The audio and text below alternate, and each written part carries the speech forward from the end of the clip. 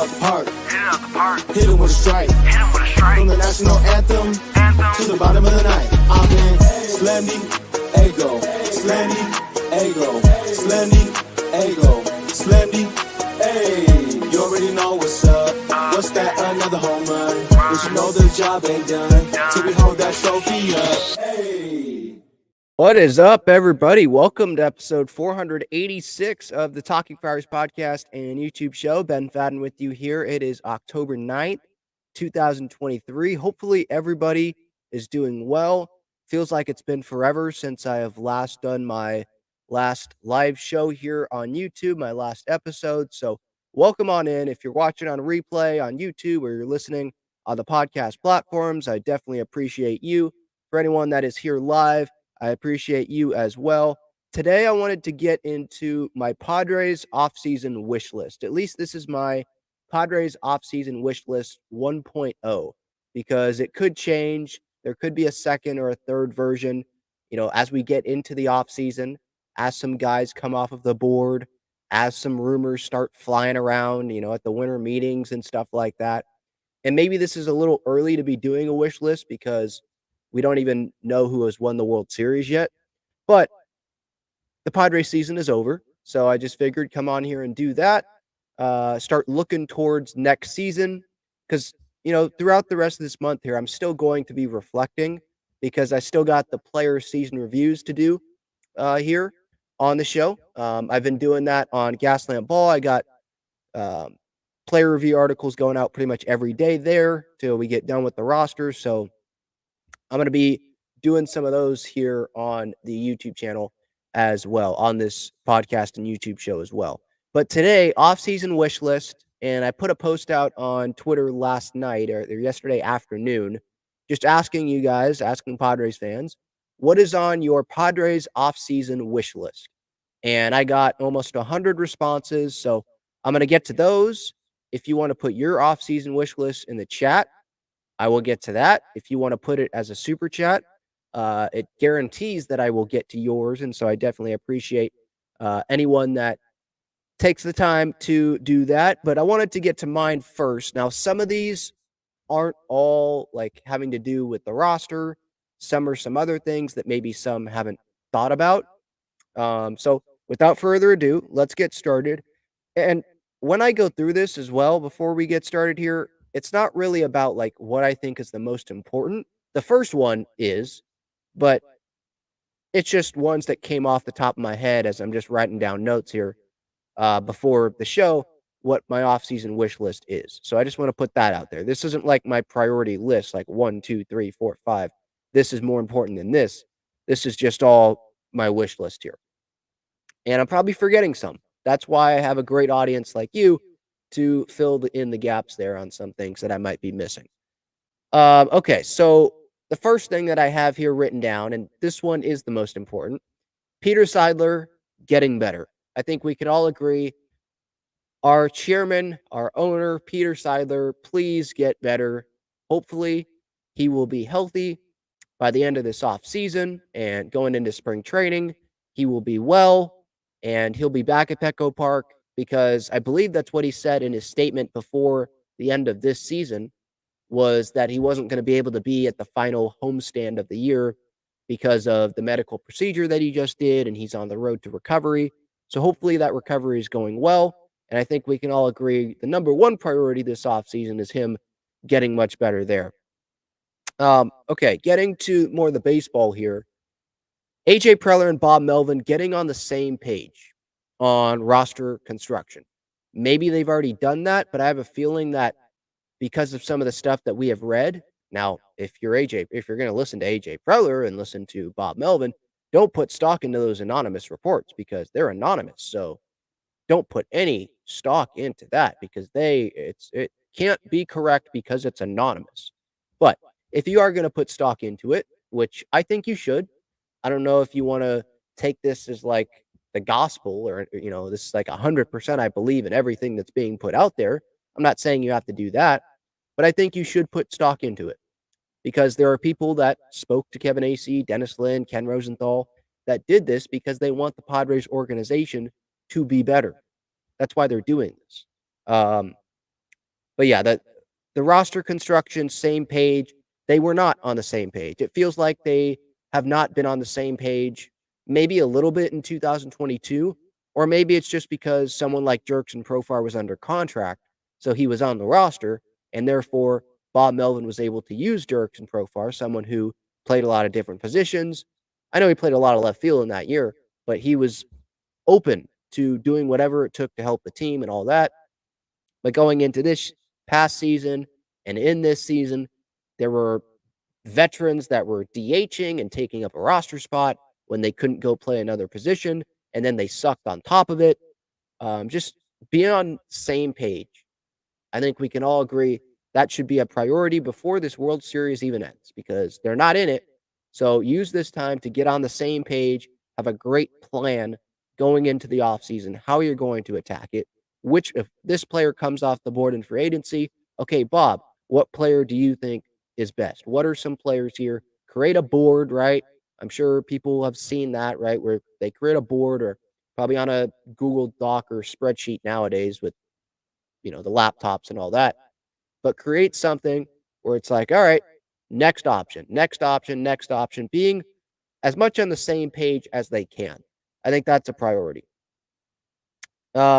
The next one, bring in a GM. I'm not very confident that this is going to happen. I think when AJ Preller says that, yeah, it was on the table last year, it's been on the table this offseason, and we'll be talking about it.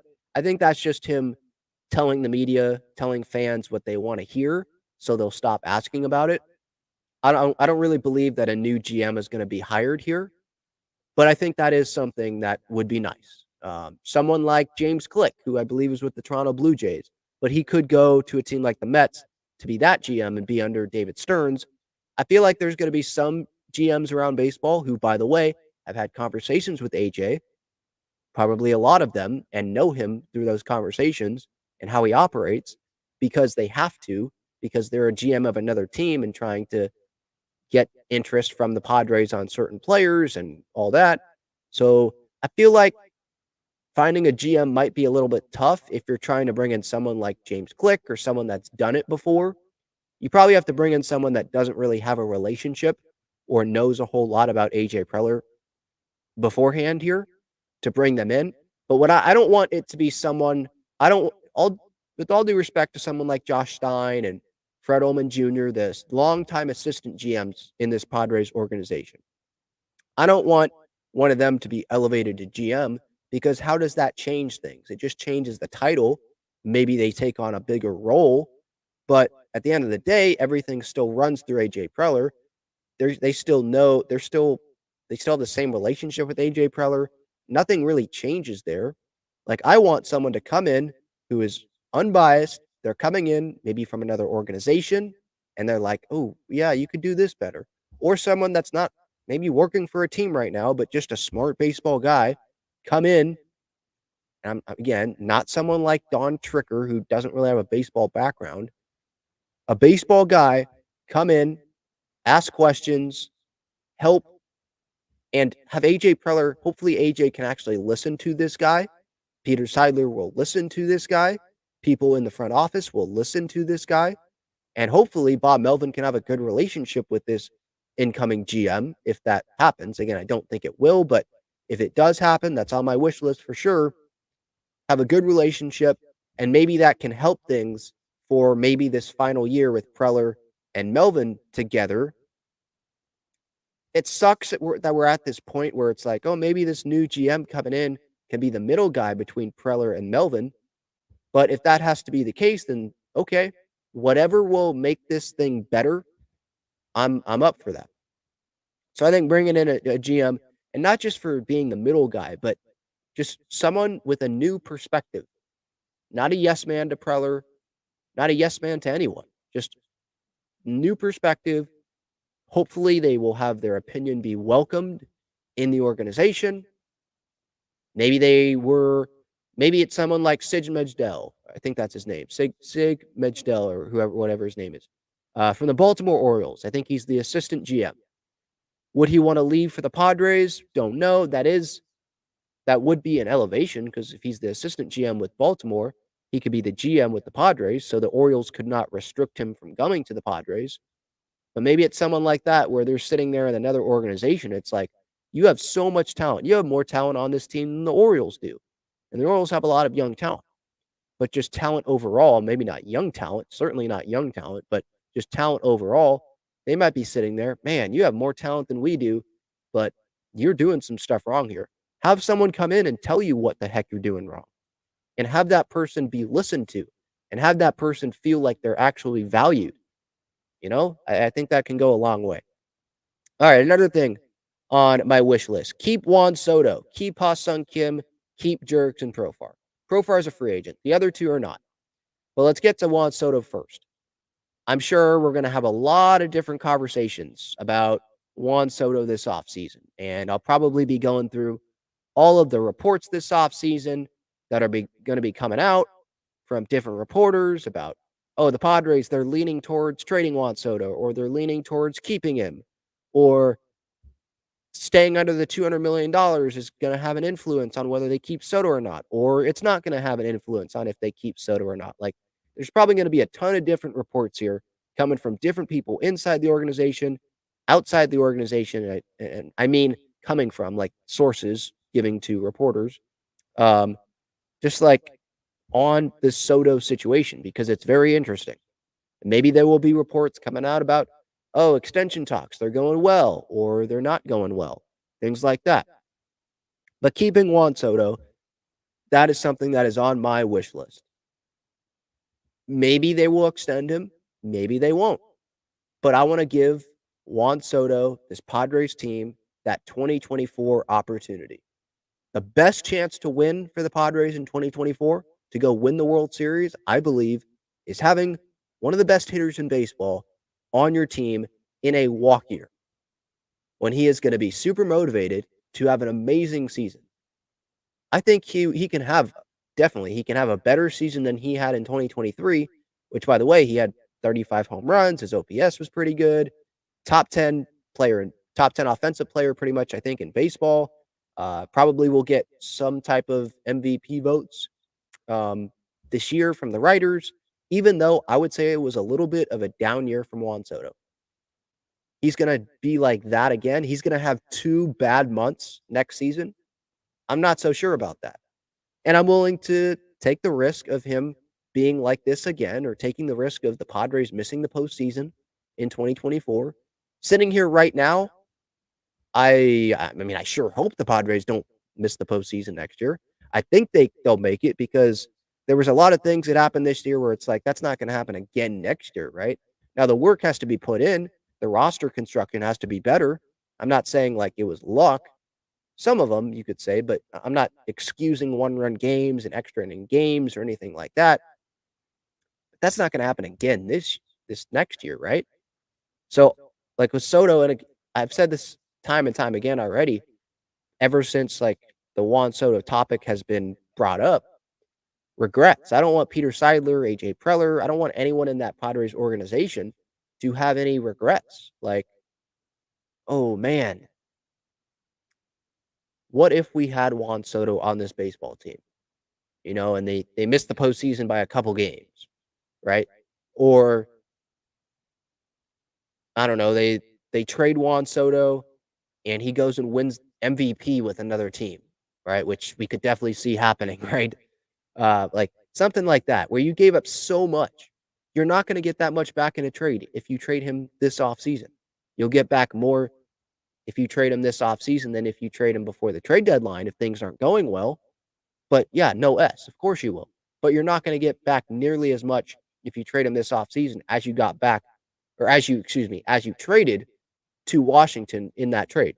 Like, so just drop that. If you think you can get something comparable back, you're not going to. You're not.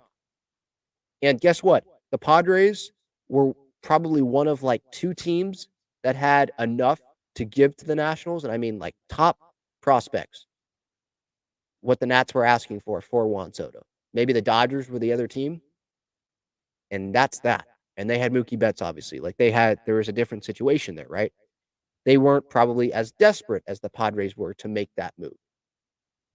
So just drop. If anyone in the Padres front office thinks that they're going to get something back comparable to what they gave up, it's not going to happen. Drop that thought. Just stop.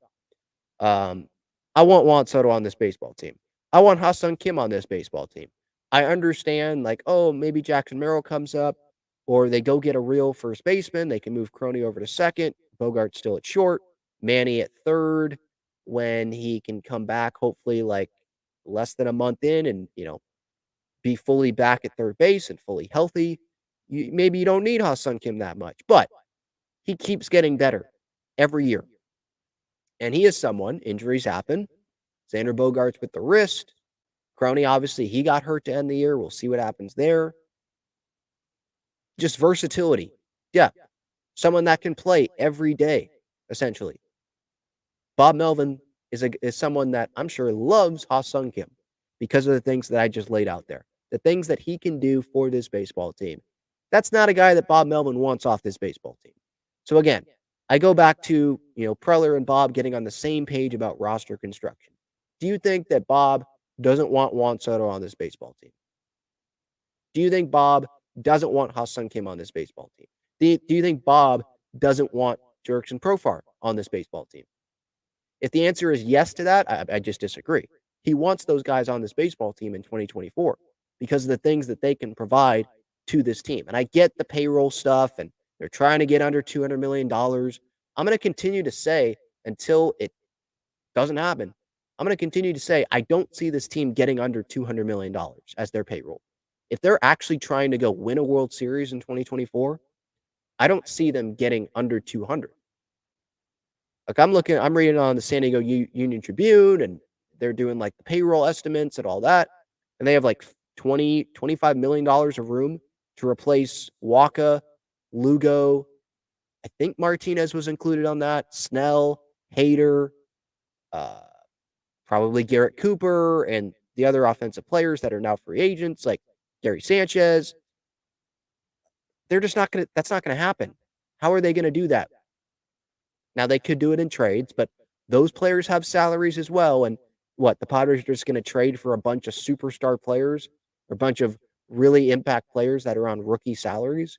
That's just not how it works, because those other teams don't want to give up that unless the Padres want to give them Jackson Merrill or something like that.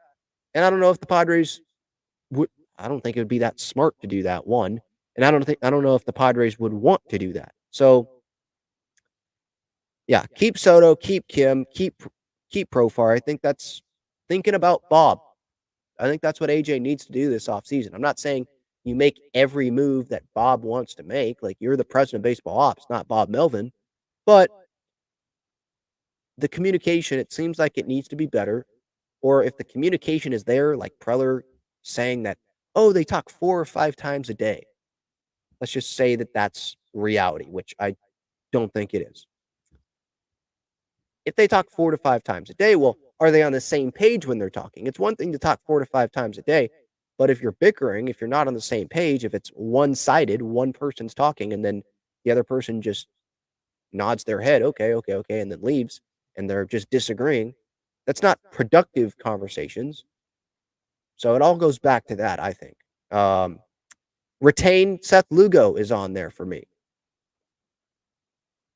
I could say retain Michael Wacha. Like, I would welcome a Michael Wacha addition, but he does have the arm injury history, where with Lugo, this past season, I get it's 1 year, but his was a calf injury. It had nothing to do with the shoulder or an elbow or anything like that. I mean, look at his last start of the year. He almost got a complete game in San Fran. Great teammate. Josh Hader didn't have to overwork himself that night. One out, like 6 pitches. Great teammate there for Seth Lugo, right? He's someone that it felt like it was like a rubber arm this year. A lot of 6-inning outings, can work deep if he is efficient. And if it doesn't work out next year, he can go to the bullpen. He can be a multi-inning guy. Like, that's someone that I think Bob Melvin definitely would want on this baseball team in 2024 as well. And I don't think it's going to have to be a 6 or 7 year deal. It's not going to be. It's not going to be like a Blake Snell contract. Maybe 2, 3 years, 3 years. I don't know how much per year, but Lugo has a player option. He's going to decline that. what would he get? Would it be between 10 to 15, $16 million a year? Is that what it would be? I think that's pretty fair. And so bring him in on a 2-year deal, maybe give him an option. I would be fine with that. But yeah, Seth Lugo, that's a guy. He's not about himself. Seems like he's totally about the team and wanting to be out there as a starting pitcher to get the most innings out of him and help his team, put his team in a great situation to win a baseball game once, twice a week, depending on the week of on the calendar, right? So yeah, Seth is someone that I definitely want back. Am I willing to overpay? Not so sure about that. We can look at some of the other options out there on the board. But yes, Lugo's on there. Bring in some cheap starting pitching as like depth. Someone like Julio Teheran. I don't know how open he is to returning to the Padres because they didn't give him an opportunity to even be on the big league roster this year. He goes to Milwaukee, actually ends up pitching well. But someone like that, I saw his name on the free agent list that I was looking at the other day. Someone like Kenta Maeda, Minnesota Twins right now. I think he's pitching more out of the bullpen, coming in 2-3 innings after someone like Bailey Ober.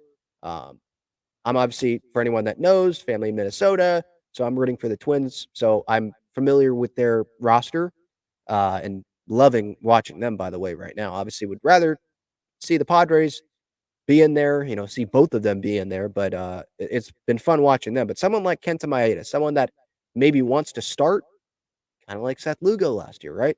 But not given the opportunity by a lot of teams. I think Maeda started for the Twins a little bit as well this year, but he's kind of been moved into the bullpen because shorter series, less starters needed. But maybe someone like that. It's not long-term deals, but 1-year deal types, kind of waiting for those younger top prospects to keep developing, moving up the farm system. You want the payroll to be down, so don't go and give pitchers, $25 million a year, $30 million a year. That brings me to obviously Blake Snell, but someone like Luis Severino, I know some are like, don't touch him because there's the injury questions. But with the injury questions, that's also an opportunity for it to be like a 1-year deal for Severino to like reestablish himself before he goes back into free agency. 1-year deal. It's not going to be a lot of money because there's the injuries there. Maybe someone gives him a multi-year deal, but if he can take a 1-year deal, take that risk, Ruben Niebla, work with him a little bit. Or, if I understand, if the Padres don't want to take that injury risk, but it's not like it's, you're signing Drew Pomeranz to a 3-4-year deal. It's Luis Severino, who is very talented. And when he was on the mound this year, yeah, there were times where he struggled for sure with the Yankees. But I think Niebla can find something with him. Like, I trust Ruben Niebla. That's where I'm at with that. Blake Snell, Yamamoto, Sonny Gray, I think he's a free agent, would be nice. But it feels like Sonny Gray, he's comfortable with the Twins, and I think the Twins they're definitely going to try to bring him back. And he is someone that probably will get a bunch of interest from other teams that are willing to pay more money, maybe to Sonny Gray, than what the Padres might be willing to pay, what their budget is. Preller told the media last week that they're going to be talking about the budget over the next few weeks here. They don't even know what it is, which, okay, maybe you haven't gotten like a finalized number, but come on. You don't know, like you haven't had conversations about what the budget's going to be next year. Dude, you think of every scenario possible. Like you don't get sleep. You think of every scenario out there about stuff. So of course you're looking forward to looking at all that stuff. It's just the media speak, right? Blake Snell, yes, I wouldn't be pissed off definitely if Blake Snell returned. But I think it's going to be based off the years, the money. I don't want to give $180 million, at least right now. Maybe my opinion will change, but I don't want to give $180 million to Blake Snell over 6 years and giving him $30 million a year or over 7 years where, yeah, that's under $30 million a year. But for a guy, when you look at his entire Padres tenure, it wasn't like 2023. And he's not going to produce that season again. And as I've said previously on previous shows, the Padres have gotten themselves in trouble giving big contracts and probably overpaying guys that have just had their peak season. And they probably should know, okay, that guy's not going to have that season again next year, or maybe at any point in this contract, but they still give out that long contract. So, yeah, I think Blake I think Blake is definitely open to returning. I think he likes it in San Diego. I think he believes in the talent in the clubhouse. Obviously, he likes the Don and Mud conversations, loves those guys to death. But he seems like he likes teammates and likes Ruben Niebla, likes the fans, but money talks. And are the Padres in a situation where they can give another starting pitcher a long-term deal, 6 years, 7 years, like Carlos Rodon got with the Yankees last year? I think he got 6 years, $162 million. Are the Padres in a spot where they can do that? And I don't think it's going to be 160. I think they're going to be asking for maybe 200 to start the offseason and then work their way down, be more reasonable. Maybe it's 180. And there's a bunch of teams that would want starting pitching. And Blake Snell coming off of a Cy Young, that's going to create interest among whatever fan base he goes to. You think the Seattle Mariners want some pitching? Now, they're a team that they don't spend a ton. And I think Mariners fans are pissed off about that. But I think the Seattle Mariners, where he is from, think they would like to have Blake Snell? Yeah, I think they'd like to have Blake Snell. I haven't looked at their payroll situation. But do you think, what if Aaron Nola leaves the Phillies? Do you think the Phillies would want Blake Snell? Do you think a team, I don't know. I don't know if the Yankees are the best team to point out there because they already have a big payroll. And the Mets, I don't think they're the best team because they're not trying to win next year. But do you think big market teams like that have money to spend, do you think they want Blake Snell? Probably. And I think money's definitely going to talk here. So I don't think Blake's coming back. But yeah, it would be nice to have him. Yamamoto, I'm seeing stuff where he's going to be lined up. It's the Japanese pitcher, right? I think he threw a no-hitter recently. Like, really good Japanese pitcher. He could be getting the same amount of money as Blake Snell, is what I've seen. Maybe get a little bit less, but he's probably going to get the second most amount of money among any pitcher in the offseason, not including Shohei, but like Snell, and then after that, Yamamoto. Are the Padres in the position to take that risk on Yamamoto and give that much money to him? Don't know. Doesn't feel like it, but we've been surprised before. So I'm not going to be, I'll be surprised probably again, but I wouldn't be shocked. I'd love to have Sonny Gray on this team. As someone that's watched a lot of Sonny Gray starts this year, oh, yes, I would love to have Sonny Gray on this team. But maybe in the offseason, it feels like that price may just keep going up. And based on whatever postseason performances he continues to have here, if the Twins advance, he's going to be pitching in Game 3 for them in Minnesota tomorrow.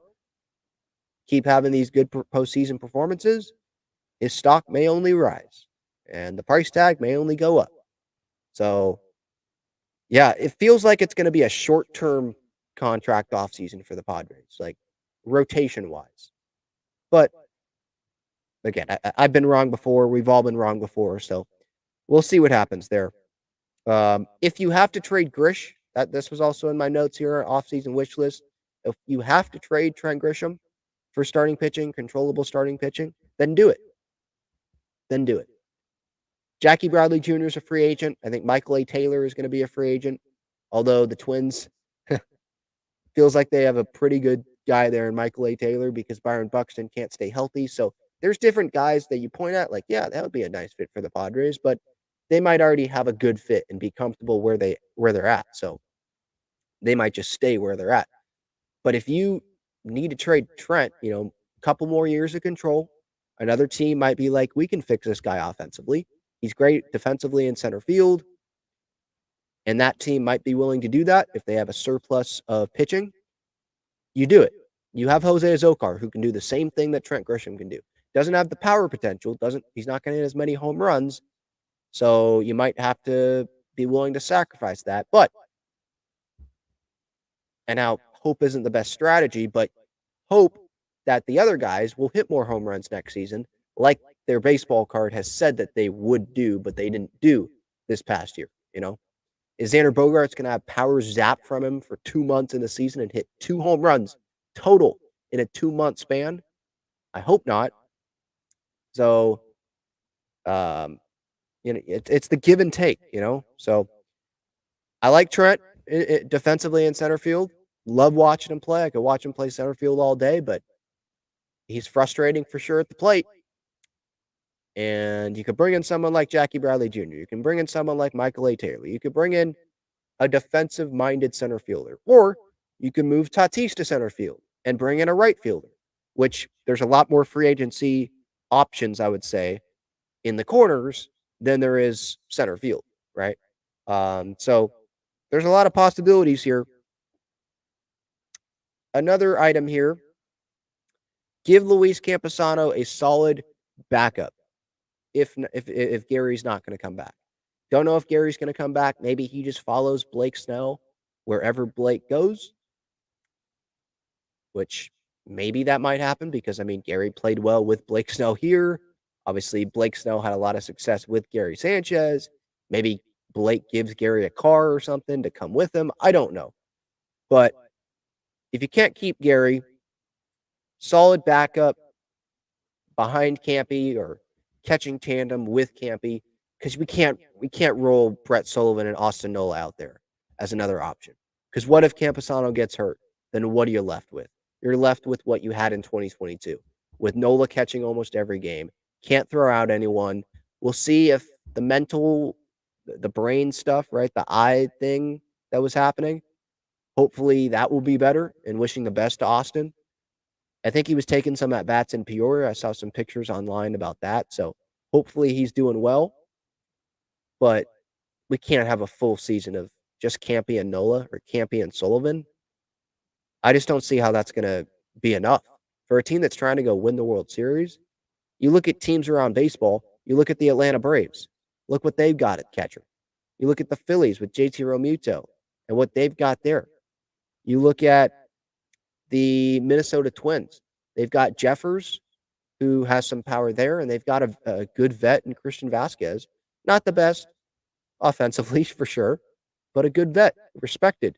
He has the postseason experience and all that. Like the Padres, they've got to get someone better than what they have right now with Luis Campusano. And as for the bullpen, don't spend big on the bullpen. And because AJ Preller's he's had a good history of bringing in guys where he hasn't spent big on the bullpen. Bringing in guys that maybe we don't know a ton about, but they end up being big pieces.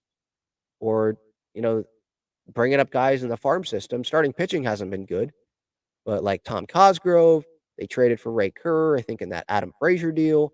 Maybe he's going to be a piece. We'll see what happens with Tim Hill and arbitration. I think he's going to be in his final year of arbitration. But you might have to have guys like Anderson Espinoza, give him a shot. I don't really understand why they didn't give him a shot at the end of this year when they weren't in it.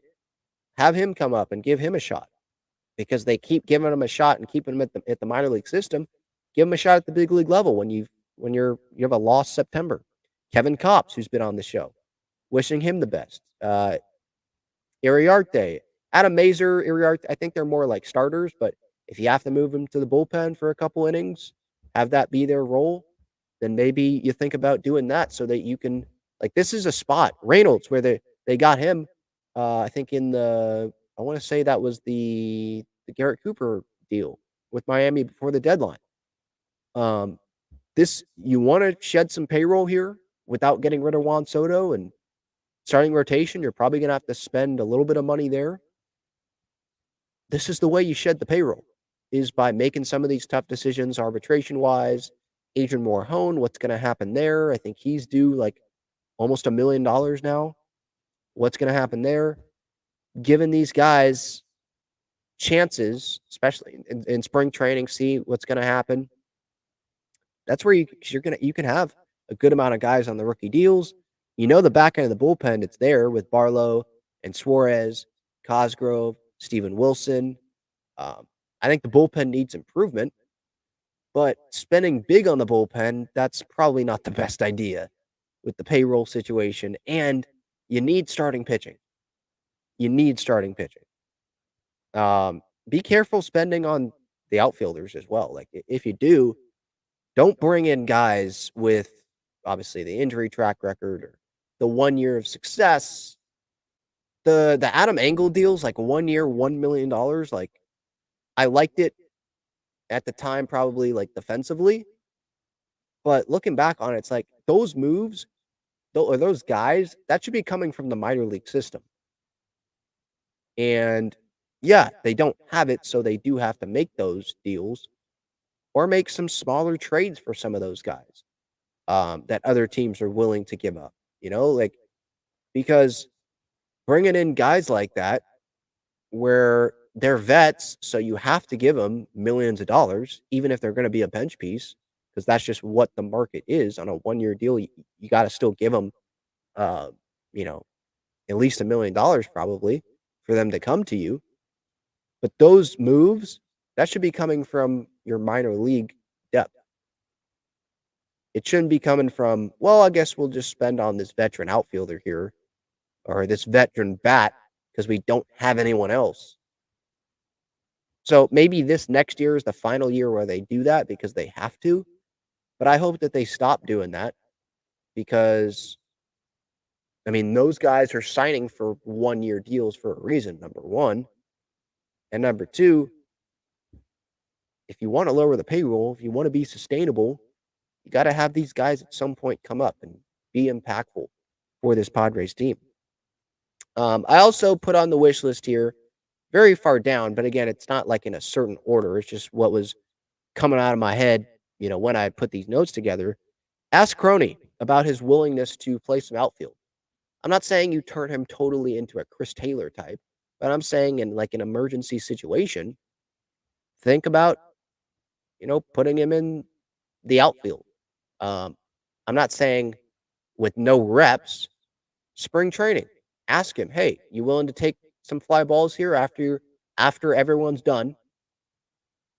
On a backfield somewhere, take some outfield fly balls, take some hard hit balls, like a single to right or a single to left or something, and simulate like you're throwing it to third or throwing it into second, like just to increase the versatility because he is locked down. So going back to like the team first mentality that I was talking about, I think a couple shows ago with Crony, like he already has his money. He already has a 7-year deal, seven or eight, whatever it is, 80 million.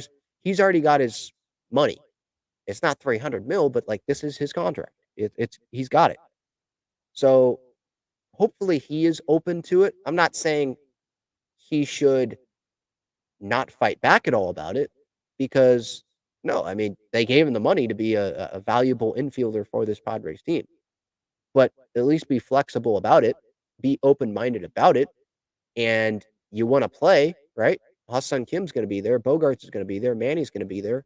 Let's see if they bring in a first base or a real first baseman, a good power bat there. We'll see what happens. If they do have that, and you got everyone else playing those positions, Kim's at second, Bogey's at short, Manny's at third, then you want to be in the lineup. You're probably not going to be DHing every day. So how are you going to get in that lineup, man? So it can't hurt, especially when you already got your money. I don't think it can hurt for Crony. Maybe Crony brings it up to the Padres. Like, hey, if someone will take the time to work with me here in the offseason, maybe he comes into Petco. I don't think he's at Petco for the offseason in San Diego. I think he goes back home. But if someone's willing to work with him, hey, I'm willing to be an emergency situation outfielder guy, a utility guy. I'm not saying like I want to go be an outfielder and not an infielder, but I'm just saying I want to help the team in any way that I can. So that's something that I would look at if I was Jake, if I was the Padres. Just be open to it. Bring the outfield fences in is also something that I put on here. This is not roster construction. And maybe I'm being just too reactive to one season where it felt like the Padres got robbed a bunch of warning track balls, but especially in center and right, can moving the fences in a couple feet, a few feet, can that hurt? Wouldn't that make it more attractive? Wouldn't that help the Xander Bogartses of the world, Tatis and Manny and Cronenworth, the guys that you have locked down for a long time? Wouldn't that help them maybe get some better numbers and increase their production? Now you could say, well, Ben, you're also hurting your pitching staff at the same time. And that's true. But I think the priority should be the offense. I mean, look at the pitching staff. The pitching staff was fine, especially the rotation. The bullpen, there was definitely some issues there. But the rotation, I thought was pretty fine this year. It was the offense where it was like, oh, wow. A lot of warning track balls, a lot of situational hitting needs to improve. That's something as well, obviously. But I don't think it can hurt to bring in the outfield fences a little bit. I'm not saying you make it into Williamsport, but it seems like it's a little deep. Not like Coors Field, but it feels like it could be a little bit more hitter friendly to, the guys that you have here for the next decade that are going to be here when they're 40. I think it wouldn't hurt. All right. Coming back from this quick break, I am going to pull up the chat. Check out Gaglione Bros' famous cheesesteaks and garlic fries on Friars Road. You can visit their website, gaglionebros.com, for their entire menu and enjoy their cheesesteaks and fries at Petco Park and Snapdragon Stadium as well. All right, so hopefully you can hear me. I am yelling a little bit here because I think someone forgot to turn off something here in the garage. So this is where I do it. So it is loud in here. Okay, now it's off. Okay, hopefully it doesn't turn back on because that was really loud. Sorry about that. Apologies. All right. Should I go? I'm gonna go to the chat first, and then I'll hop over to Twitter to go through the replies there. Padres offseason wish list. Let's see here what people have to say. Padres offseason wish list here. Mitchie says re-signing Soto top priority. Well, I notice I did not say re-signing Soto because I think that you got to worry about the 2024 team first, and you have Soto under contract for the 2024 season. Sure, having Soto locked up would be great, but I think you got to put the current team as your priority first. And with Soto, of course, have the conversations. I guess I should have put that on there as well. Have the conversations with Soto, but I don't think they're super open to having an extension done when Soto's coming off of not his best season, and he's so close to free agency. He's a year away from free agency, and he wants to lock himself down to an extension. He wants to lock himself up when the Padres might be there in free agency anyway. So I don't know. I don't know if Soto wants to be here. I don't know if the Padres are 100% committed to wanting Soto to be here in terms of like payroll flexibility wise, long term. I don't know if teammates, I would think the team wants Juan Soto here because he's a great player. But I think there's a lot of factors in this. So I think the fans definitely should want Juan Soto here long term. But I'm not putting that as a top priority. Top priority is, the 2024 team. That's what matters the most here, in my opinion. And I think part of me saying that is because I think that Soto's just going to free agency. So don't waste the time.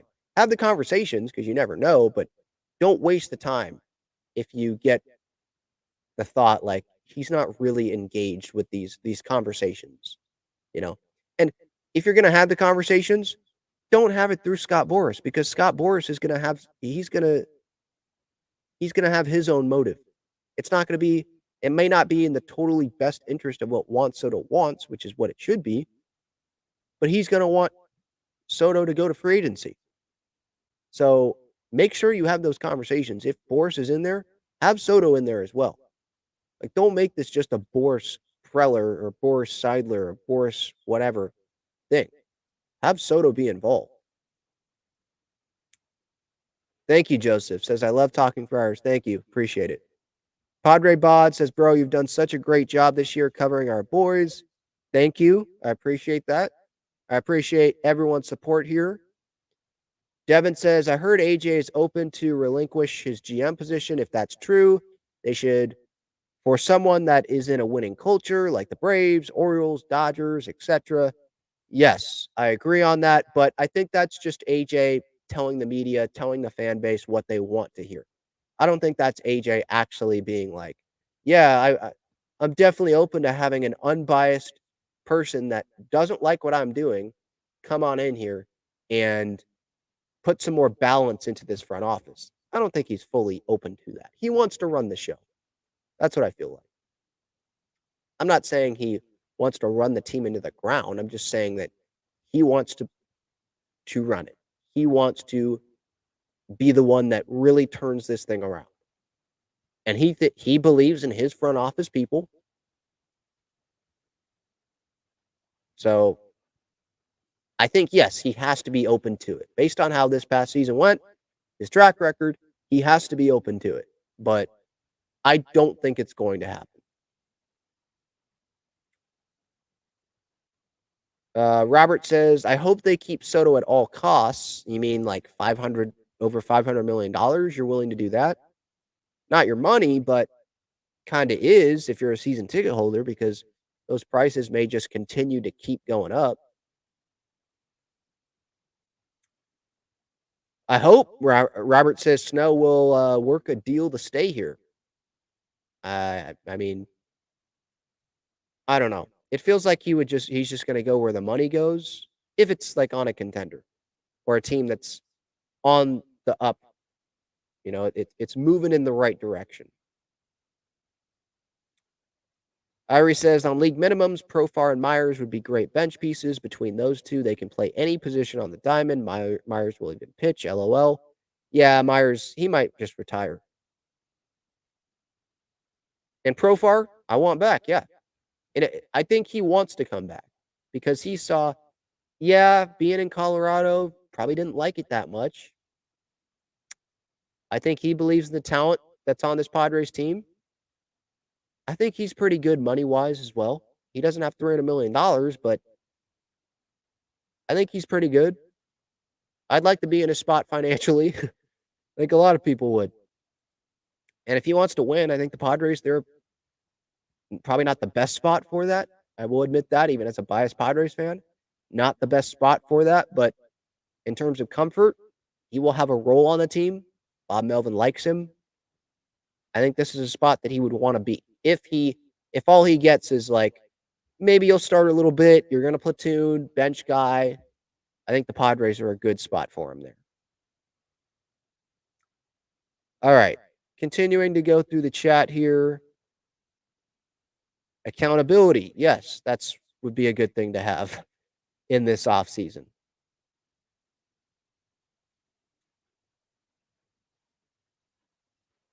Let's see here. Ben wants to keep Merrill too. Yeah, I do want to keep Merrill. Yeah. I think there's a possibility he could move to one of the outfield spots in the future if the infield is taken up. Do I want to keep Kim? Yeah, but with Cronenworth locked up, Merrill would be much cheaper than having Ha-Seong Kim. So if one has to go, it feels like I'm okay with Kim going because Cronenworth's locked down. I don't think someone's going to just take Cronenworth's contract.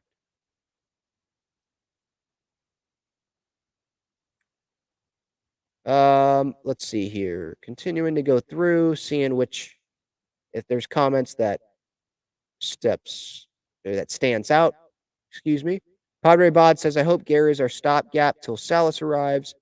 I hope Campy is. Gary, give him, a couple-year deal. So I hope, Campy, Gary, that combo is. Now, with Salas, I guess it just depends on, like, how long is it going to take? Is it 3 years? Is it just 2 years? Is it 4 years? How long is it going to be? He's already in Double-A, but I think that's just Preller, like, that was just to add to his case to, like, Peter Seidler and Eric Grupner and people like, hey, Salas is already up at Double-A. Hey, all these top prospects, they're already up at Double-A. Look, things are moving fast. Like these other teams in baseball, the Orioles, how they moved guys up fast. Like we're doing that too. It's a positive here. Believe in me. I think that's more what it is than were these guys actually ready to go, play Double-A. Yeah, Sullivan is an average backup at best, maybe below. I mean, he doesn't bring much offensively. He's well below average offensively. But that could very well be the case with a lot of other backup catchers in baseball.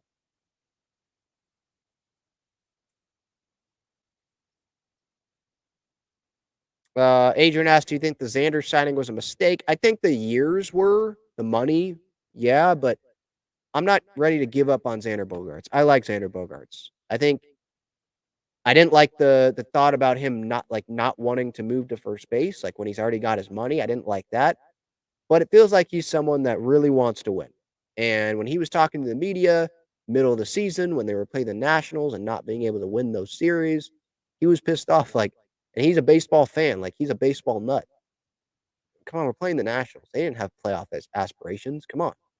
Like, he's frustrated. He was frustrated just like a lot of Padres fans were. And that's what Padres fans were saying at that time. And you had someone in the clubhouse saying those things. So it was like, oh, they relate to us. That's cool. And yeah, and everything Don Orsillo has said about Xander, like, I just like Xander Bogaerts.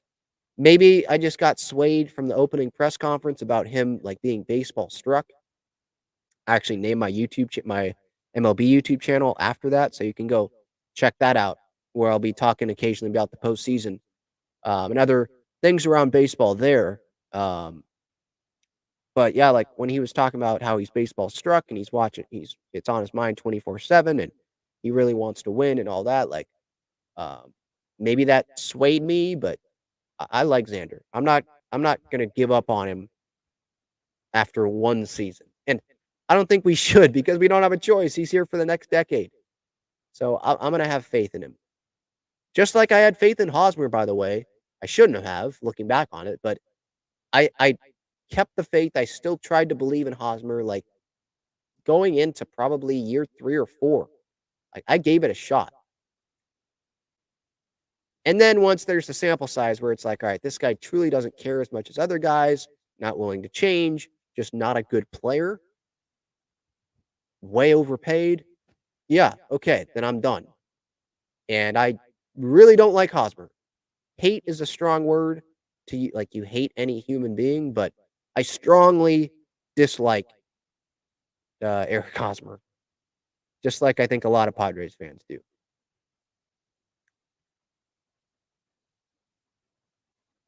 Padre Bod says, great show. Haven't seen you since week 1-ish. Good to see your opinions lining up with common sense. What do you mean week 1? Haven't seen you since week 1? What do you mean week 1? Of, like, week 1 of what? Because I do consistent shows. I upload consistently on YouTube, other San Diego sports as well. Loyal, by the way, they clinched a home playoff game this past weekend. San Diego Wave got a draw. They also clinched not just a home playoff game, but the rest of their season is going to be at home. It's going to be a bye. First off, they've got their final regular season match coming up this weekend. So get your tickets. San Diego Wave's website. There's $10 tickets. There's kids getting free, $12, or excuse me, age 12 and under. So get your tickets on their website. They could win the Shield, by the way, this weekend. Then there's the bye with because they've got the quarterfinal bye because they're going to be a top 2 seed. They locked that down this past weekend. And then the semifinal at Snapdragon. They win that. The final is going to be at Snapdragon anyway. So they're at home the rest of the way. So I talk about other San Diego sports. I put a lot of videos up. If some people don't want to watch the full hour live show, just because of their schedule or whatever, they're only interested in certain topics. So I put up clips as well for if you only want to watch that. So I try to make it as convenient as possible for Padres fans, for San Diego sports fans to consume the content in any way that they want to. All right, getting to Twitter here, some of the replies. What is your Padres offseason wish list? I put this up yesterday, and I'll just go through some of the responses. Carrie says Manny has a healthy rehab and recovery.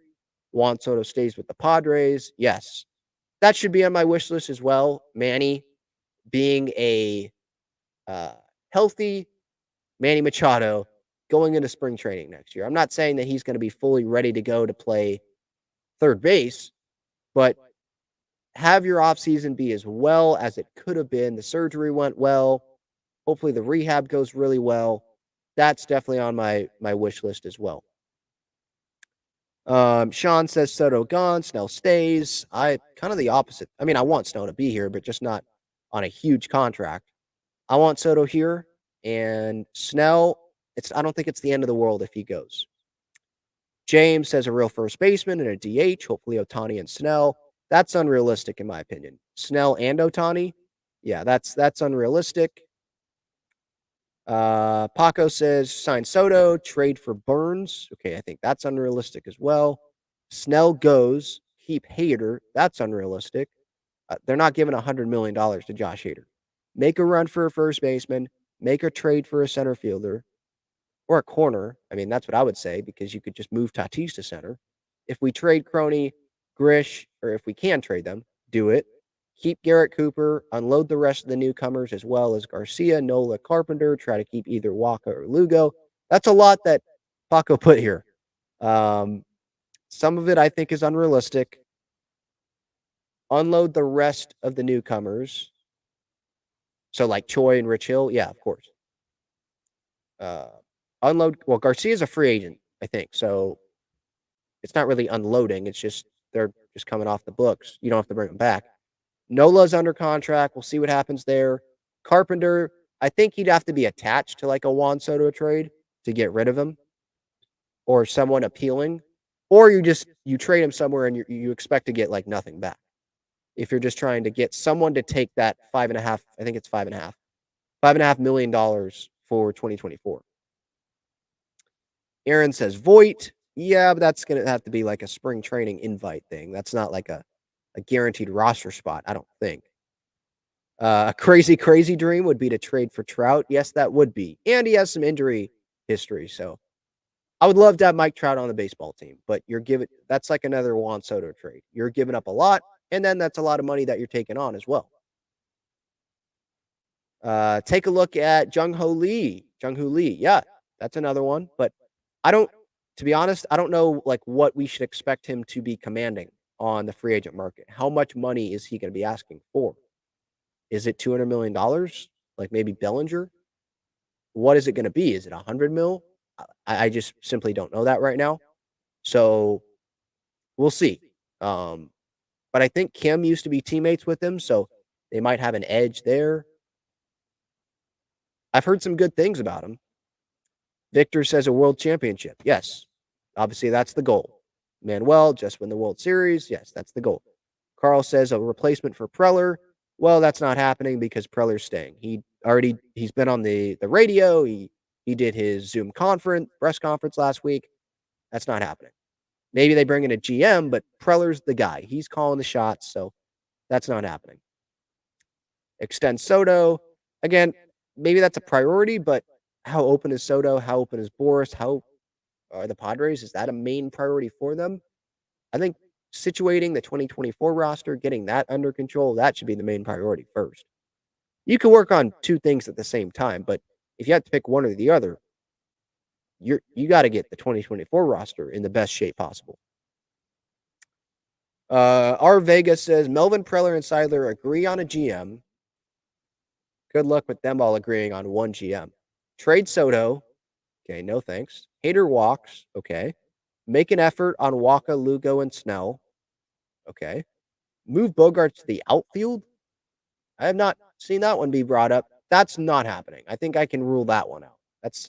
Bogarts, he did say, I think, to Kevin Acee, like up the middle, but I think he meant short and second. They're not putting Bogarts in center field. Extend Kim, move him to shortstop. So you're going to have Bogarts locked up long term. You're going to have Kim locked up, Cronenworth locked up, Manny locked up. You're hamstringing yourself there. So what's going to happen if Martorella comes up?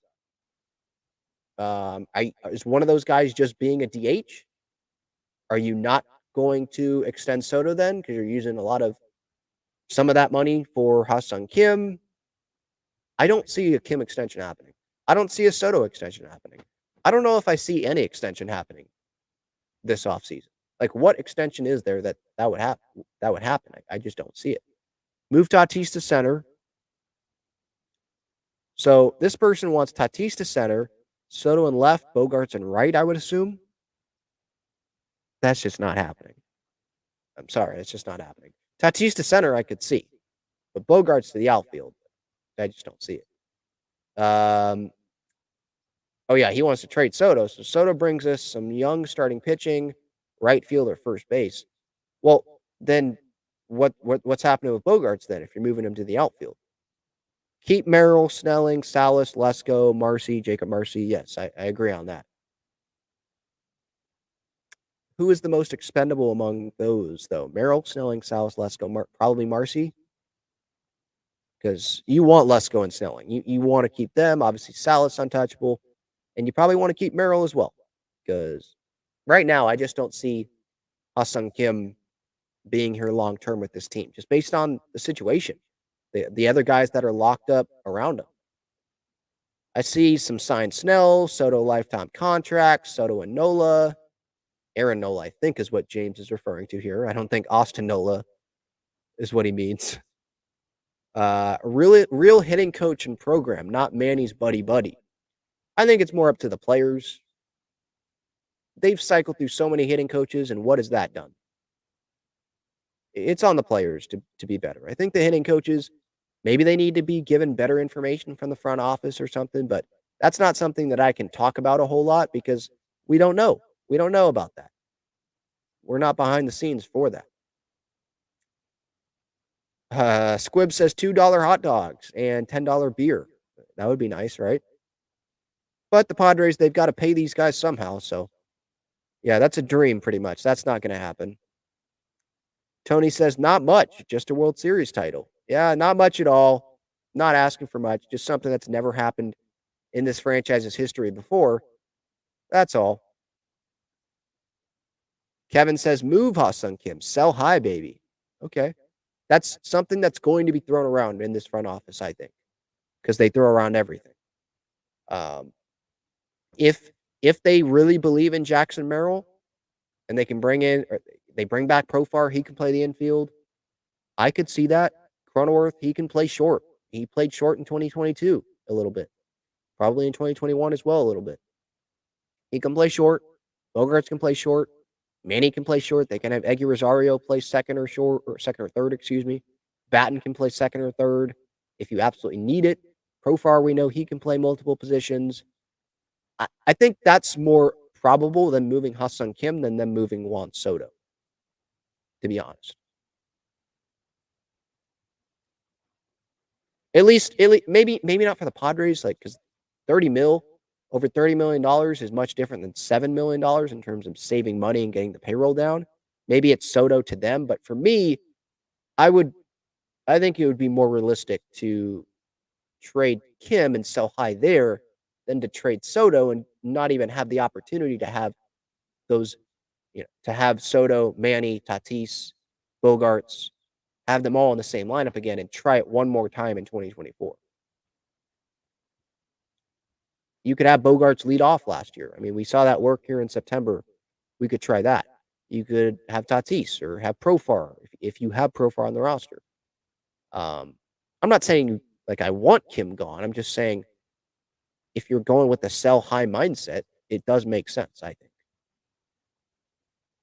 Yeah, I see Mejdell from the Orioles being brought up here. I don't know a ton about him. Not going to act like I do.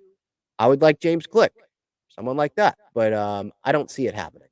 But yes, that's something on my wish list. Yamamoto, 100-win team in a ring, pitching in a big bat, new contract for Kim, keep Snell, trade the farm for Ohtani. Well, this guy doesn't know what he's talking about then. Not going to call him out by name, but Ohtani's a free agent, so you cannot do that by rule. A time machine, Jacob says. Okay.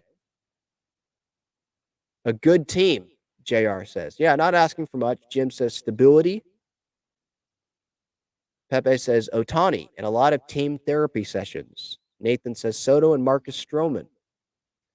Stroman would be interesting on this team. There's already a lot of interesting personalities. Add another one in there. Get more shortstop. Seems to be working out for us. That seems sarcastic there. Fire AJ Preller.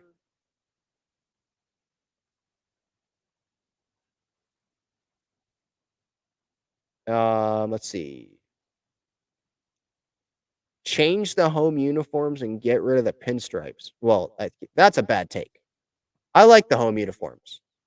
I like the home pinstripes. My favorite uni is the road pinstripe one, but I like the home pinstripe. They're not getting rid of the uniforms. After they just changed to the brown and gold with these, they're not changing it. The scorekeeper, Dave, says Dodgers essing the bed. Yes, that would be nice. They already are in the postseason. I mean, Kershaw got wrecked. Dude gave up 6 runs and got 1 out. Oh my goodness. The D-backs smashed that guy. Wow, he sucked. Holy cow. That made me smile on, what was that, Saturday night? Holy cow. And then they're going to start him again, game 4. I mean, it's like they have no choice, the Dodgers, because they don't have the depth. Yeah, because they don't have Gonsolin, they don't have Dustin May, they don't have Walker Buehler. And that's why I'm not going to be shocked if the Dodgers get bounced here in the NLDS again, because they don't have the depth. They had more depth last year. They were in a better spot last year, I think, than they are this year. So, and they lost last year and being in a better spot. So we'll see what happens. But yeah, that made me smile. I'm not someone that's like, I'm not rooting for any specific NL team. I'm not like rooting a bunch for the D-backs. Now, when they play the Dodgers, yeah, but like I'm not like going all in on the D-backs, like let's go D-backs because they're an NL West team. Like, no, I don't want the D-backs to win. But if I had to pick one, yeah, I'm picking the D-backs. The team I'm rooting for is the Minnesota Twins because I've got a lot of family there and got some big Twins fans, and they've had it's been a long time since they've had postseason success. It was the first time that they won a postseason series since 2002. First time they won a postseason game since 2004, and they've won 3 of them already. So, yeah, they're happy there. All right, Talking Friars episode 486. That's it. Thank you so much for the time. Podcast listeners, YouTube, live, or on replay, I appreciate that. Hit the subscribe button if you have not already. You can turn on those post notifications with hitting that bell and then hit all so you don't miss when I go live. If you want to be a part of these live chats, these live streams, you want to join the show, I always give that opportunity by clicking that link that's pinned up at the top of the chat during these live streams. Reminder, SeatGeek, code Talking Friars, $20 off your order. Underdog Fantasy, 100% deposit match up to $100. Click the link in the description for that or use code Talking Friars. BreakingT.com. Click the link in the description. Some great San Diego sports swag, Padres, Aztecs, Wave. Yaglio and Bros, their main location is on Friars Road. Yaglio and Bros, they got their website in the description. Best cheesesteaks, garlic fries in San Diego. And Foco, some bobbleheads, collectibles there that you can click the link in the description for if you're interested in that as well. All right, that's it. Have a great rest of your day. See you all later.